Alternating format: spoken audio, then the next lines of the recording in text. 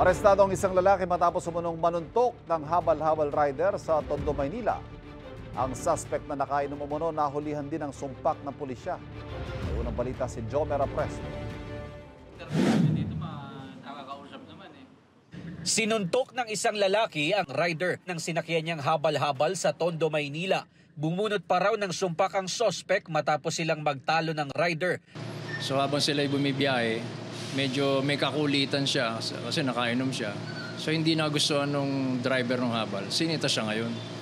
So nagkaroon ng pagtatalo at nauwi sa away ito hanggang sa nasaktan niya yung complainant victim natin. Nakatakbo ang rider at saktong nakasalubong niya ang mga nagpapatrolyang pulis sa lugar. Nahuli ang suspect na inabutan pa ng mga otoridad na may hawak-hawak na sumpak. At nakumpiska rin sa kanya yung improvised firearm na may balang caliber 38. Maswerte rin at yung victim complainant natin ay hindi naputukan itong suspect natin.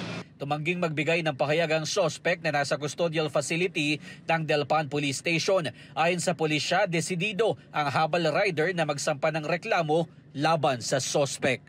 Ito ang unang balita. Jomer Apresto para sa GMA Integrated News.